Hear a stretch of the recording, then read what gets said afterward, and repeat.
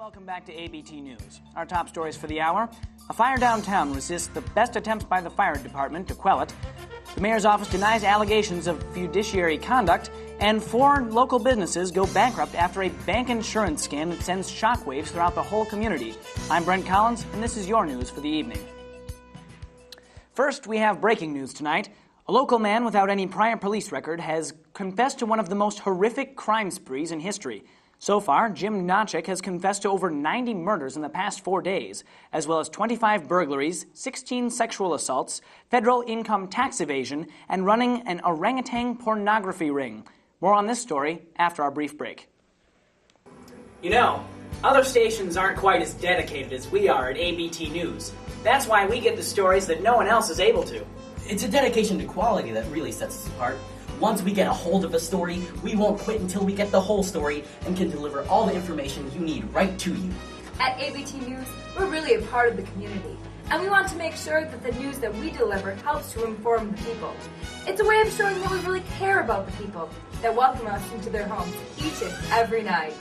Other stations don't know what it's like to go out and pursue a story with everything you got, whatever the cost. You know, the most important thing is getting people the information they need from a variety of sources using our state-of-the-art techniques. That's the ABT difference. ABT News. Acquired by torture. And we're back.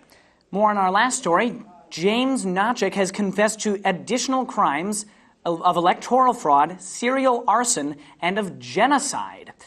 To quote Notchick, "Please God, I did it all. Whatever you want, just let me go home. I want to go home. Make it stop. I killed them all, whoever they are. Just let me go." Notchick then urinated in his pants. Strong words from a terrible human being. But now let's go over to Martin, who has a story for us. Martin? Thank you, Brent. When you go out to eat, do you know how well your food is being prepared? We here at ABT News have done some investigative reporting to see what's being done to keep you safe.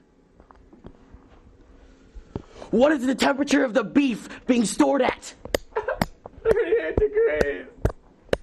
Is the ice for the drinks ever come in contact with the unsanitary hands of employees? I don't know, just stop.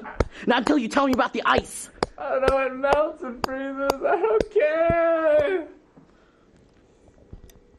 So you see, local proprietors are not adhering to safety standards that they should be. It's an important story, Brent. It sure is, Martin. That's just great. But first, let's head over to Sarah Hines with this week's weather. Sarah, how are things looking for the remainder of the week? Currently, there's a low-pressure system moving in from the area that's creating a large electrical field, which we are harnessing into this man's body in order to coerce him into giving us all the week-long's forecast. No, what are you doing? Oh, God! No! Oh, God, make it stop!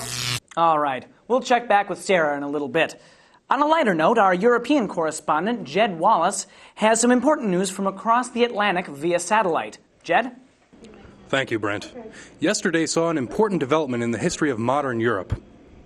What was possibly the first organized resistance against the development of the European Union has come to an end. Many claim that this marks the beginning of a new era of globalization as the European Union shows itself to be a cohesive and self-supporting world power.